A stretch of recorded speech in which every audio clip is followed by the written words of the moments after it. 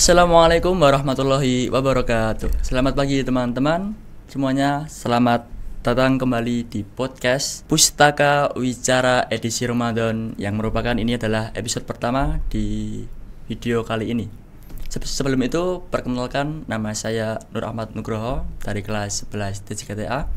Dan di pagi hari ini kita bersama narasumber kita yang bernama Bapak Saparyanto SPDI. Silakan Bapak perkenalkan diri terlebih dahulu. Oke, Assalamualaikum warahmatullahi wabarakatuh teman-teman semuanya.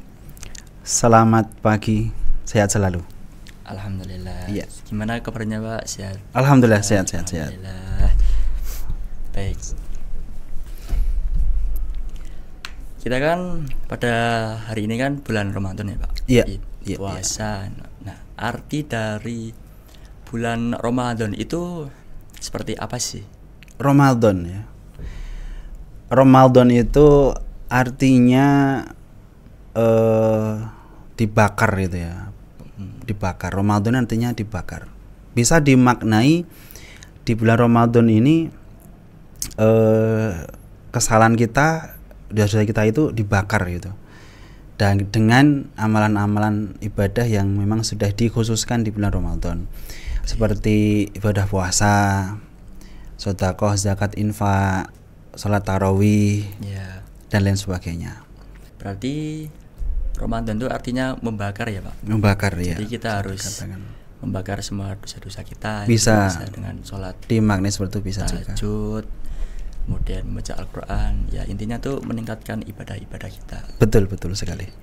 Kemudian tidur selama bulan puasa itu tuh dianggap ibadah atau tidur ya? Tidak.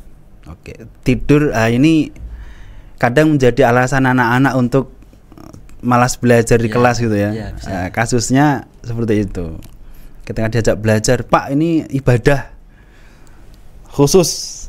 Apa ibadahnya? Tidur gitu. Alasannya karena puasa.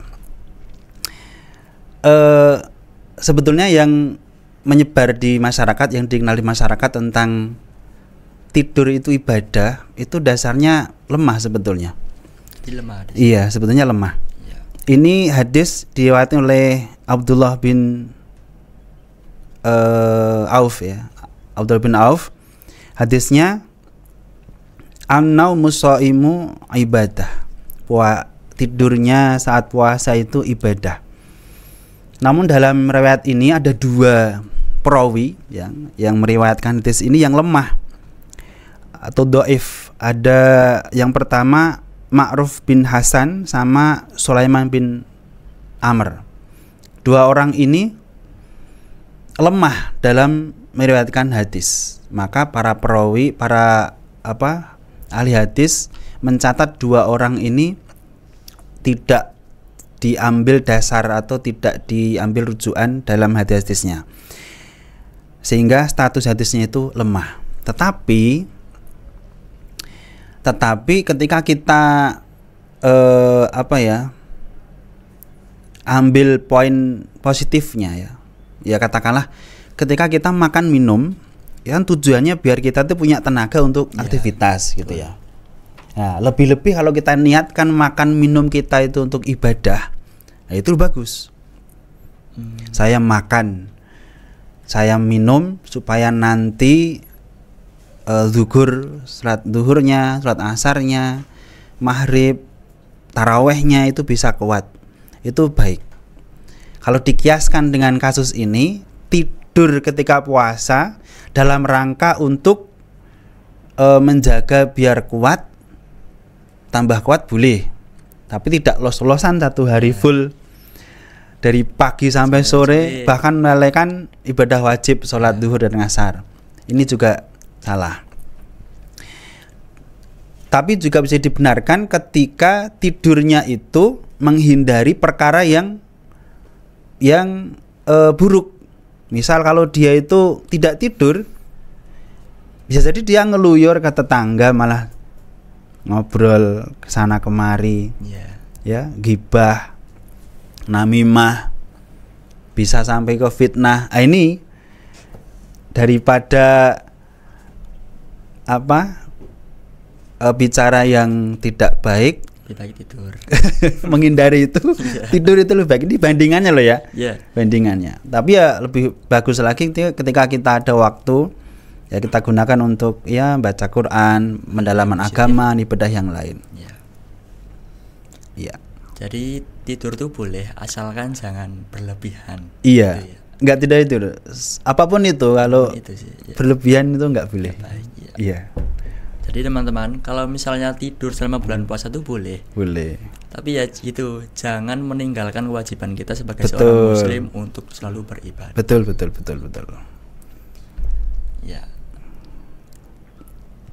Kemudian kalau kita sholat witir, apakah masih boleh sholat hajat dan tahajud Di malam harinya gitu ya. malam harinya?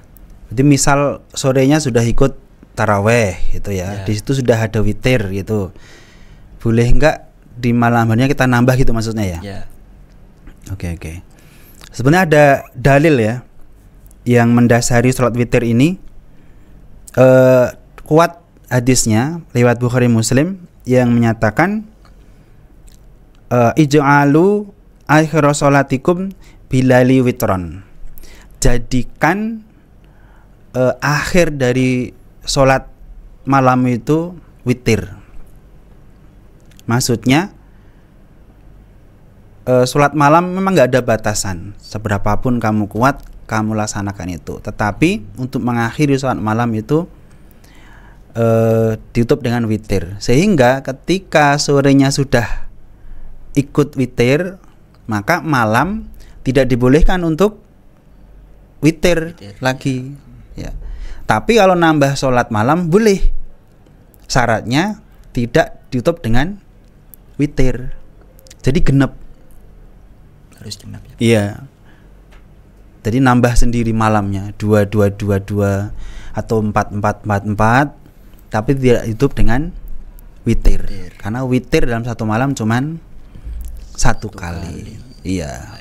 Ini yang bagi muslim-muslim yang semangat beribadah bisa menambah di malam hari. Yang terpenting tidak ada witir untuk yang kedua kalinya. Ya, jadi witir cuma cukup satu kali. Satu aja. kali dalam satu malam. Satu malam. Baik. Iya. Kemudian ini Pak, Ya. kalau kita sedang berpuasa, nah teman kita itu puasa, boleh nggak sih kita itu makan di sampingnya, sedangkan kita tuh tidak puasa? Misal kita nggak puasa. Misal kita nggak puasa, tapi teman kita tuh puasa. Ya. Terus boleh nggak kita itu Boleh makan kita, di depannya makan gitu? Di depannya atau di sampingnya. Berarti gitu, yang nggak boleh puasa sih? kita gitu ya? Ya. Oh ya, ini kurang ajar ini orangnya ini. Ya.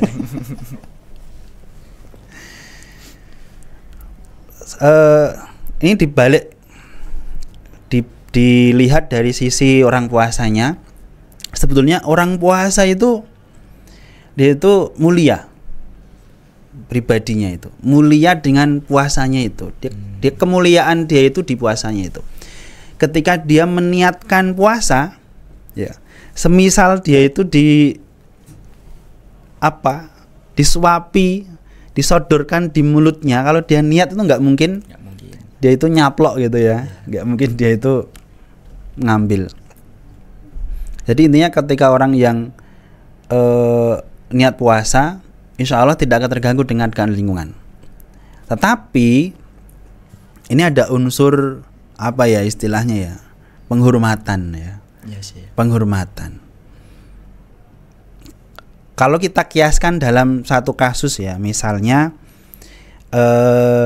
kita ada tamu, terus kita puasa, ini puasa sunnah kasusnya. Puasa sunnah.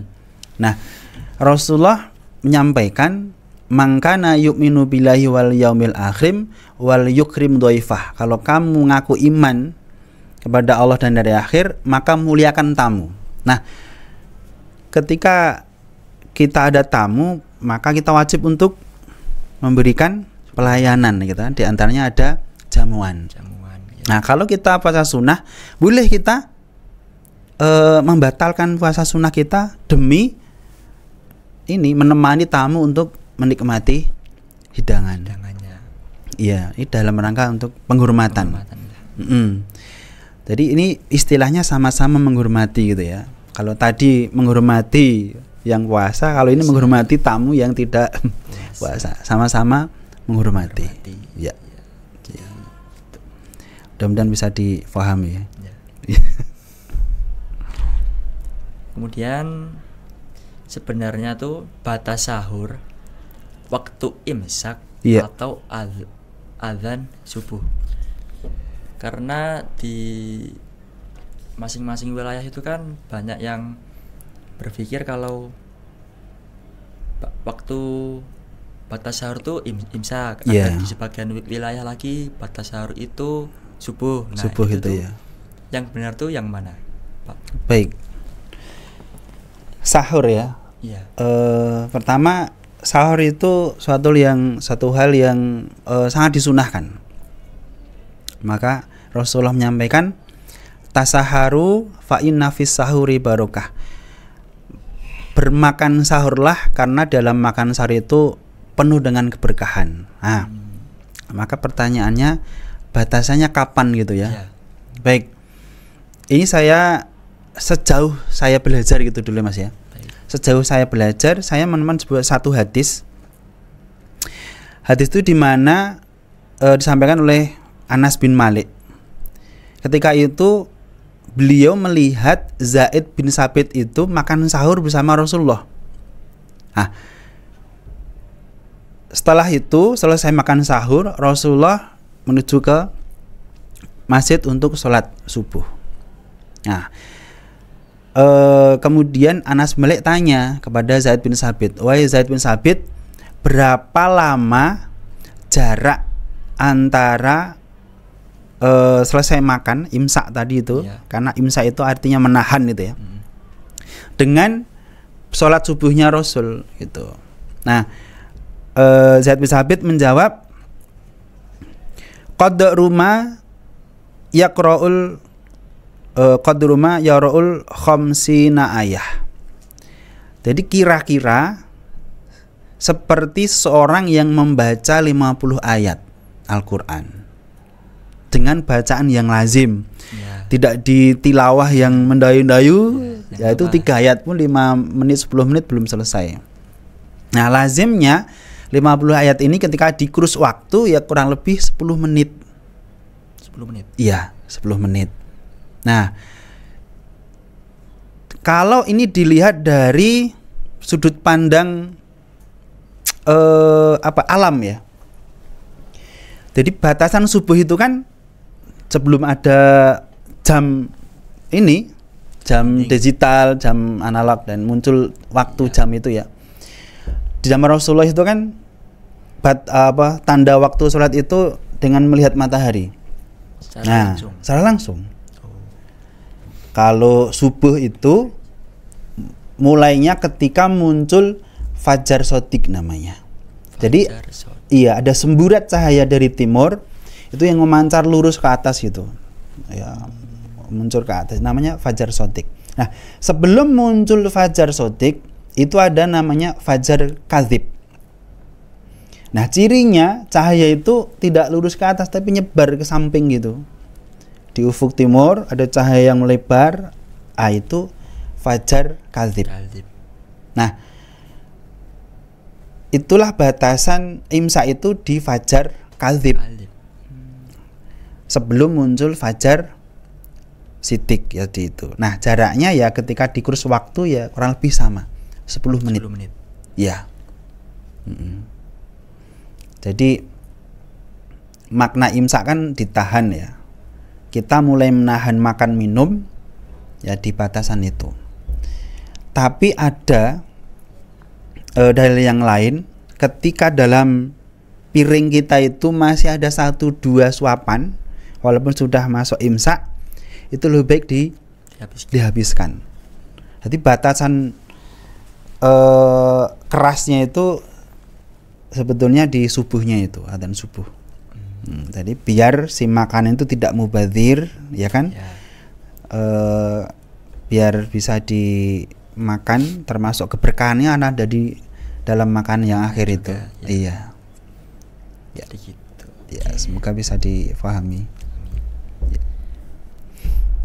Nah, mungkin dari teman-teman tuh masih berpikir kalau minum itu membatalkan wudhu atau enggak? Minum ya. Minum. Ya makan ya minum gitu ya. Makan dan minum. Oke, batal wudhu apa tidak? Sebelumnya tak kembalikan ini. Sepengetahuan Mas Ahmad ya.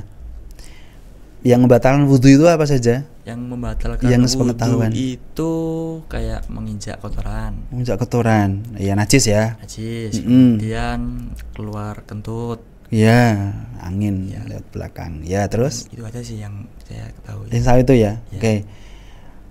Mas saya tambahkan ada 5 pembatal ya. Ya. Di antaranya adalah 1, keluarnya apapun itu dari lubang belakang. 2 lubang belakang. Ya, maksud ya? Ya. 2 lubang belakang ya. Ya. Kalau yang laki-laki itu ada 3 cairan yang keluar dari lubang depan.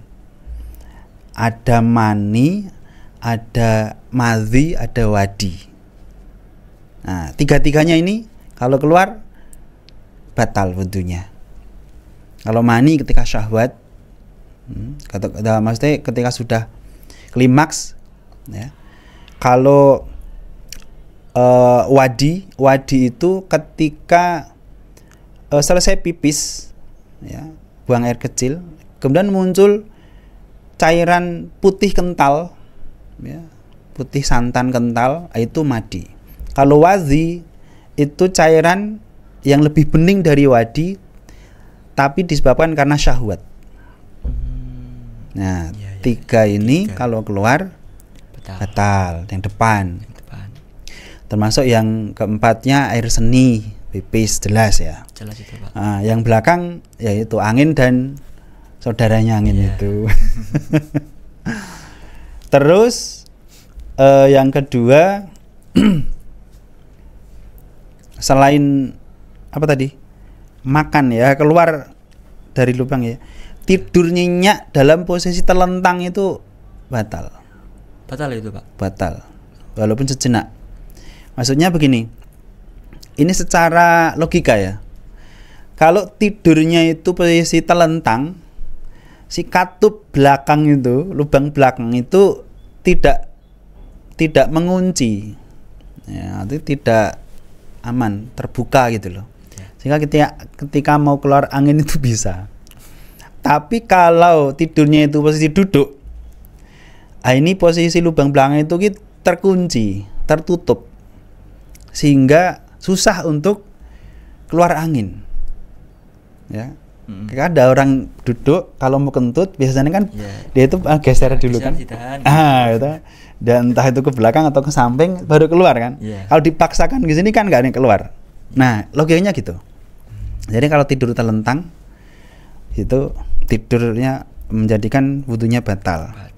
Yang ketiga, menyentuh kemaluan secara langsung tanpa ada batasan. Tidak pakai kaos tangan atau kain yang menutupi itu, dia langsung sentuh kulit dengan kulit. Ini ada memang 1-2 ulama yang tidak membatalkan, tapi jumhur ulama, sebagian besar ulama ini batal. Jadi saya pastikan dulu sebelum wudhu posisinya itu sudah benar sehingga tidak memancing untuk dibetulkan. Yang keempat, hilang akal. Hilang akal juga membatal puasa. Apa misalnya hilang akal itu, Mas? Sepengetahuan Mas Ahmad itu. Pengetahuan saya hilang akal tuh apa ya, Pak? Mabuk. Ketika orang mabuk, akal, ya kan, hilang. Ya. Kemudian pingsan, masuk pingsan juga. Sama gila.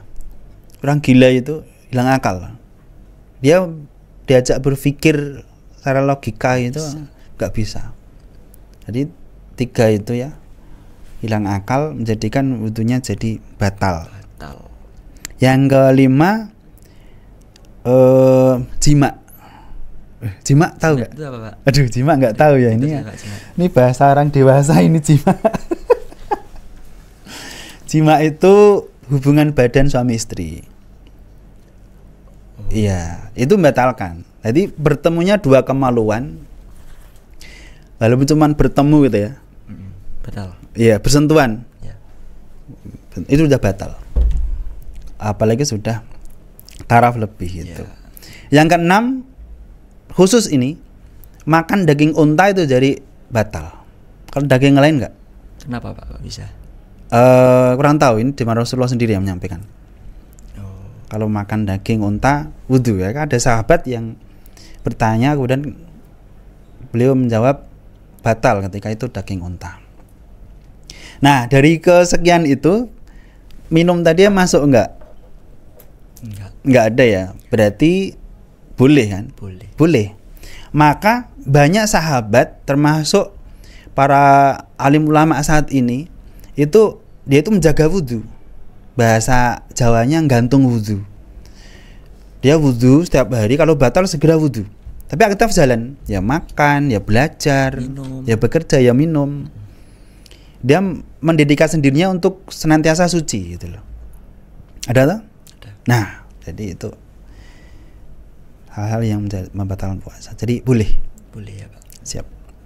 Tapi kalau pas puasa nggak boleh. Iya. Kan puasa Pak. Ini Ramadan ya, Iya, ini nggak boleh. Nanti sore. Nanti malam Pak. Siap, nanti malam. Baik. Mungkin semoga teman-teman dapat terjawab ya ini pertanyaan. Boleh minum atau tidak? Jawabannya adalah boleh. Boleh, iya. Jadi kalau ada yang tanya lagi ya jawab aja boleh. Boleh. Ya. Kemudian Pak, kalau orang lagi sakit, iya, itu dan harus banget disuntik, apakah itu bisa membatalkan puasa atau tidak? Suntik ini ya? Iya. Aduh. Jadi pas puasa kemudian suntik gitu, batal apa tidak gitu ya? Baik. Ini jawaban sebatas pengetahuan saya Mas ya. Ya. Baik, sepengetahuan saya selama saya belajar jauh ini. Jadi suntik itu bisa disuntikkan di kulit atau di otot atau mungkin bisa di apa ya istilahnya pembuluh darah. Jadi jenis-jenis suntik itu bisa di kulit, di otot atau pembuluh darah. Nah, kalau yang disuntikkan itu adalah non makanan itu boleh. Boleh. Selama yang disuntikkan bukan non makanan. Sebaliknya, kalau disuntikkan di saluran pembuluh darah dan itu adalah menginjeksi zat makanan, itu baru batal. Karena esensi makan minum itu adalah seperti orang yang sudah difahami, makan itu yang sudah kita kenal ini makan. Makanan yang dimasukkan ke mulut lewat tenggorokan di sini dan memberikan asupan kekuatan. Minum juga gitu. Jadi sesuatu yang masuk dalam tubuh kita dan itu memberi kekuatan, ya, itu batal. Tapi kalau tidak itu boleh. Jadi diperbolehkan ya Pak. Iya. Contoh ini kasus ini ya, contoh Ya. kasus. Nggak sengaja misalnya pas belajar tutup pulpennya itu digigit gitu. Ya. Gitu. Pas puasa ini. Nah, terus diajak ngobrol teman, tutupnya ketelan. Masuk ke lambung gitu. Nah, kalau kembali kepada kaidah pertama tadi, tutup pulpen ini kan tidak memberikan asupan gizi. Dia masuk di dalam tidak memberi kekuatan pada tubuh kan. Nah, dalam kaidah yang saya pahami itu tidak membatalkan. Berarti yang membatalkan itu seperti kita diberi kayak energi gitu baru membatalkan. Iya, kalau di luar makanan bentuk zat padat seperti zat cair ya infus. Iya. Atau zat cairan khusus yang disuntikkan terus jadi kuat badannya, tambah kuat. Nah, itu yang tidak dibolehkan. Baik. Jadi suntik itu tidak membatalkan puasa selama bukan injeksi makanan. Kalau misalnya penurun panas atau suntik apa gitu ya, boleh. Boleh. Iya. Jadi kalau sakit berobat monggo. Ya. Pas posisi masih Puasa. Sebetulnya orang puasa kalau dia itu posisi sakit nggak kuat ya boleh dia membatal. Ya. Tapi yang ingin diteruskan boleh. Semangatnya masih. Siap ya. Kemudian ini masih mengenai orang yang kayak sakit ya Pak. Oke ya. Kemudian yang semacam Bekam ya. Itu tuh membatalkan puasa atau enggak sih? Bekam itu membatal puasa atau tidak ya? Baik. Ini di masa Nabi itu Rasulullah itu menyampaikannya di awal waktu melarang, di akhir waktu membolehkan. Nah, di awal waktu Rasulullah itu melarang kalau kamu sedang puasa jangan bekam. Tapi di akhir waktu itu Rasulullah disunahkan atau dibolehkan seorang yang berpuasa itu mencium istri dan berbekam. Ini satu hadis utuh gitu ya. Nah, kemudian ditinjau oleh para ulama. Kemudian para ulama, jumhur ulama itu mengambil kesimpulan bahwa hadis yang awal itu dimansuh. Mansuh itu dihapus, digantikan hadis yang baru. Tapi dengan catatan selama dia melakukan bekam itu tidak menjadikan dia itu lemah. Lemes, maka boleh. Tapi kalau akibat bekam itu menjadi dia tambah lemah, tambah lemes, sehingga tidak semangat dalam beribadah, ini yang tidak dibolehkan. Ya, jadi boleh dengan catatan. Ya, jadi itu. Tapi bekam tahu. Yang di itu Pak, dicetok gitu. Iya. Ya, sedot darahnya di kulit. Ya, betul. Jadi boleh ya Pak, asalkan itu tidak memperburuk keadaan kita. Betul. Nanti akibatnya dia kan jadi malas ya. Ibadah dan sebagainya. Pegel, capek. Jadi boleh. Oke. Kemudian ini masih mengenai tentang sakit ya Pak. Sakit ya. Sakit lagi nih. Oke, aduh, nggak sembuh. Ya, nggak sembuh ini. Penderita migrain. Waduh, pusing. Itu kalau benar-benar udah pusing banget, udah migrain banget tuh, sebaiknya tuh dilanjutkan puasanya atau tidak? Dan jika kalau itu dilanjutkan, apakah itu sah atau tidak? Kalau benar-benar masih sakit banget. Baik, ini di Quran surah Al-Baqarah 185 ada beberapa orang yang dibolehkan tidak puasa, di antaranya maridun. Maridun itu sakit, au safarin atau perjalanan jauh ya dalam rangka jihad. Nah, sakit di sini tentu ada kadar dan ukuran. Kalau sakit yang cuman lecet gitu dan tidak menjadikan berat untuk puasa, lebih baik puasa. Tapi yang sakit dimaksud dalam Al-Baqarah 185 ini adalah sakit yang dia itu berat, seperti sakit berat menaun, sakit tua ya. Nah, kalau seperti itu yang tidak memungkinkan dia itu menjalankan puasa secara full penuh itu ya, dia lebih baik membatalkan dirinya. Daripada sakit baik membatalkan ya Pak. Nah, jadi ini keringanan dari Allah gitu. Sebetulnya beragama itu jangan dijadikan berat. Karena Allah menyampaikan asiru wala tu'asiru. Jangan dijadikan berat, dijadikan mudah saja. Jadi beragama itu jangan berat. Iya. Yang santai saja, yang ringan-ringan saja gitu. Jadi gitu teman-teman, kalau misal sakit benar-benar sakit nggak bisa ditahan, lebih kuat baik itu ya boleh dan nanti diganti di hari berikutnya. Itu mah lebih baik ya Pak. Iya. Nah ini nyambung gitu ya. Nyambung. Jadi dalam agama Islam itu menyelamatkan diri itu lebih utama. Contoh, ini kalau dikiaskan gitu ya.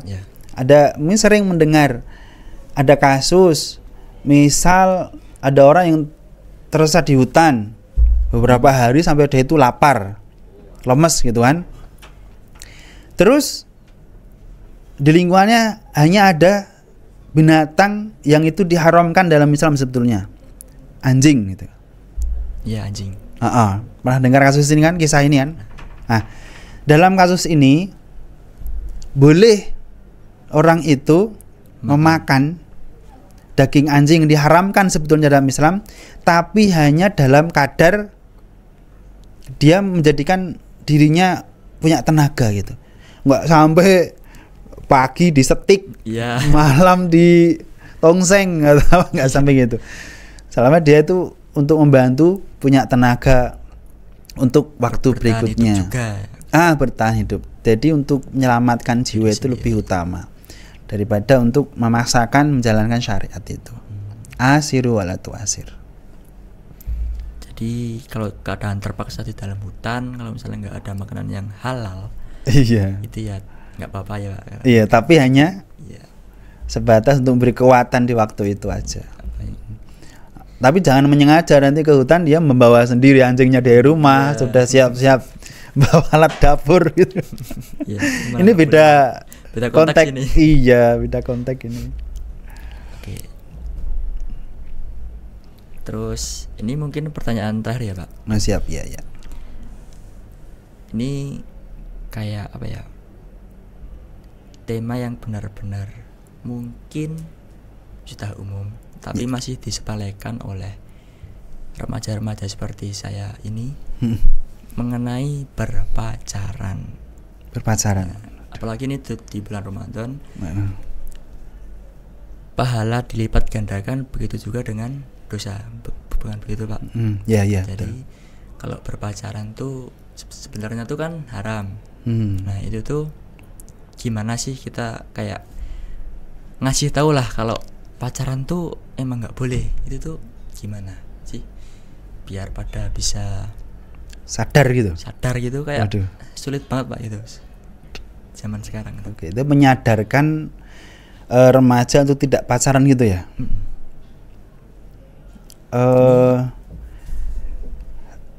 Memang betul itu pacaran itu dilarang dalam agama. Dalilnya itu wala taqrabuz zina, jangan kalau engkau dekati zina, karena pacaran itu bagian dari jalan menuju ke kesesatan, ke zina ya tadi itu.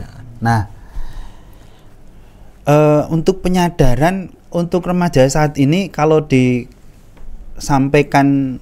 secara lisan gitu, jangan pacaran le, nggak nanti. Ya itu masih kurang. Masih kurang kan? Ya. Nah, kalau tips dari saya pribadi itu gimana Pak itu? Ditunjukkan kasus, mungkin dari kasus itu dia akan tersentuh hatinya untuk tidak melanjutkan hobinya itu. Contoh begini, untuk penyadarannya diberikan kasus, di sini ada seorang pelajar yang dia gagal dalam studinya karena hamil duluan misalnya. Nah, hamil ini sebuah akibat karena sebelumnya dia sebabnya oleh berpacaran itu terlalu jauh. Nah, karena memang prinsipnya syaitan itu dia itu menyesatkan dengan cara yang halus. Mulai dari cetan ya, yang tadinya tidak ada emosikon apa-apa, mungkin hanya ikon senyum, lama-lama jadi emosikon love, lama-lama jadi foto, lama-lama jadi voice, telepon dan sebagainya. Emang halus lah rayuan setan itu ya, sampai kepada perilaku yang jauh. Nah, saya rasa itu selain untuk ditunjukkan bukti-bukti ini loh, kalau kamu perasaan itu akibatnya ini, mungkin ada seperti ini, kayak bimbingan konseling ya. Ya. Nah, mungkin dari hati ke hati mungkin bisa lebih sampai, karena sesuatu yang disampaikan dengan hati itu akan mengena daripada secara umum ya hanya masuk telinga kanan keluar kiri gitu ya. Amin itu. Baik, mungkin cukup ya Pak untuk siap. pada pagi hari ini. Semoga teman-teman juga mendapatkan manfaat dari apa yang kita bicarakan tadi. Semoga puasanya tetap lancar. Amin. Dan mendapatkan pahala yang sebagaimana Allah janjikan. Ya, sebagaimana Allah janjikan. Siap. Terima kasih Pak Sabar. Ya, sama-sama semuanya. Alhamdulillah bermanfaat. Pustaka Wicara yang pertama ini dalam edisi Ramadan. Saya ucapkan terima kasih yang sebesar-besarnya. Siap ya. Baik, mungkin dari Bapak ada pesan untuk teman-teman? Iya, ada. Ya, silakan Bapak. Untuk teman-teman semuanya, Ramadan kali ini sudah Ramadan yang kesekian kali kita lewati ya. Saya nggak tahu bagaimana Ramadan sebelumnya kita lalui, tapi pesan saya adalah mari kita jadikan Ramadan kali ini ada Ramadan yang paling berkualitas. Kalau sebelumnya dulu masih bolong-bolong, kita ikhtiar, kita berazam untuk full. Kalau kemarin kita belum mengisi kegiatan dengan ibadah yang maksimal, untuk Ramadan kali ini kita isi dengan ibadah yang maksimal. Ya, tadarusnya bisa khatam 30 juz. Ya, infaknya juga bisa maksimal dan ibadah yang lain bisa maksimal. Intinya kita jadikan Ramadan kali ini Ramadan yang paling berkualitas. Baik. Ya, itu aja. Terima kasih Pak Sabar atas pesannya. Sama-sama. Semoga dapat menginspirasi lah oleh Amin. teman-teman. Siap. Baik teman-teman, mungkin sekian yang dapat saya sampaikan. Saya Nur Apa Nugroho pamit undur diri. Wassalamualaikum warahmatullahi wabarakatuh. Waalaikumsalam warahmatullahi wabarakatuh.